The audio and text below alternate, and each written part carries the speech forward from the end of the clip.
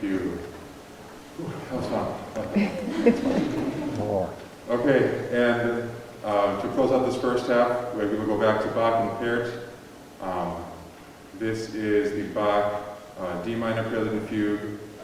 Both of these Bachs that I'm playing are from the second book of the Well-Tempered Clavier, which is a set of 24 Preludes and Fugues that Bach wrote in every key.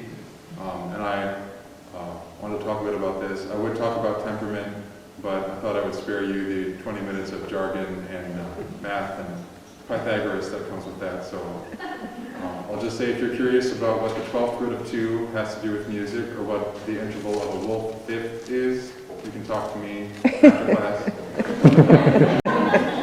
It's very interesting to nobody but me. So it's great. But as far as writing a piece in every key, Bach wasn't the first person to do this, but he was the person who made it big. This was like the first big example of this. And he did 2 books, and if you're looking in the catalog numbers of the BWV, they're right next to each other, but they're actually published 20 years apart. And I was wondering about this. He did one book, Well-Tempered Clavier, and that was a big deal. That was an accomplishment to do that. And then he went about his life, moved to, I think it was in Leipzig at that point. So, but 1722, the first one was published, and then 1742, because this takes years to write all these. He did a second book, and I was wondering, like, what inspired him to do this again?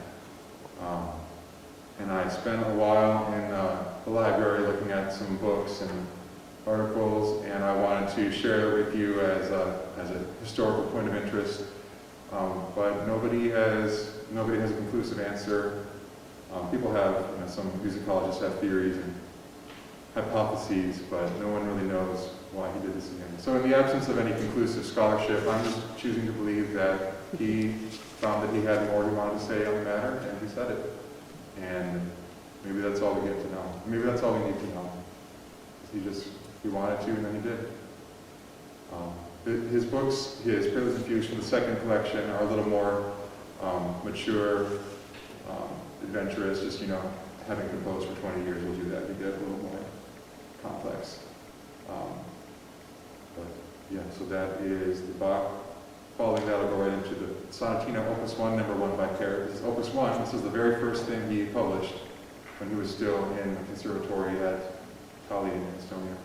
And Estonia at that time was under Soviet occupation, so I like to think that maybe he heard some early Shostakovich, and that influenced his style. You can probably hear that in the partita, of course, all the clashing notes.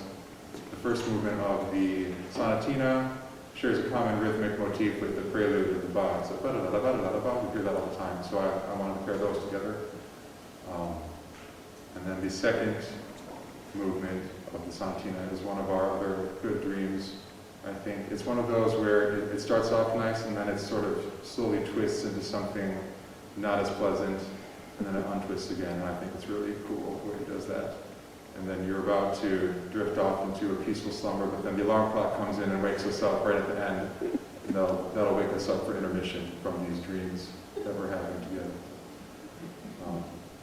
Yeah, enjoy. Hope you enjoy.